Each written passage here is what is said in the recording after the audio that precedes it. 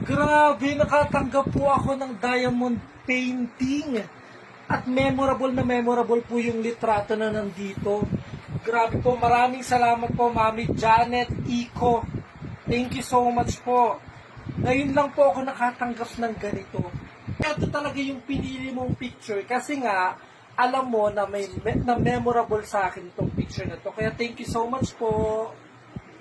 Ako at si Annalyn, grabe, ang ganda no, ang hirap talagang gawin ito. Effort talaga.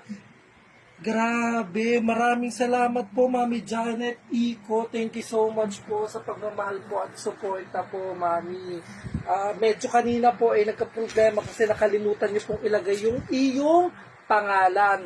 Pero bago ang lahat, Mami Janet Iko, binabati ko po kayo ng happy birthday po.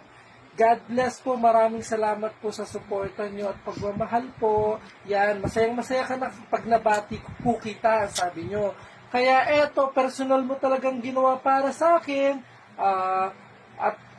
Memorable yung picture para sa akin. Kaya nais lang po talaga kitang pasalamatan. Deserve nyo pong pasalamatan. I love you so much. At syempre, hindi lang yan. Eto din po, nakatanggap din po ako ng jacket na merong queen. Siyempre kay Annalyn. At siyempre, para sa akin, ang king.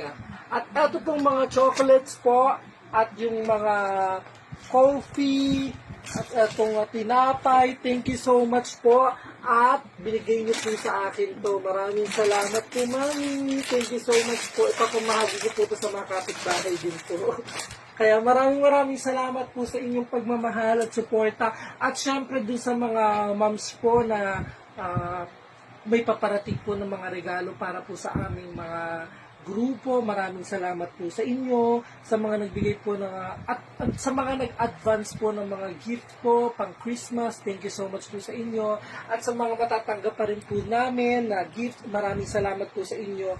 Hindi man po kami humihingi po ng regalo, pero nagkukusa po kayo. Kaya maraming salamat po sa inyo.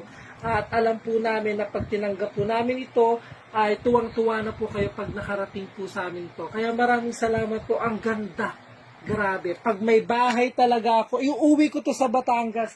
Pag may bahay na ako, ito yung kauna-unahang, ito yung pangalawa.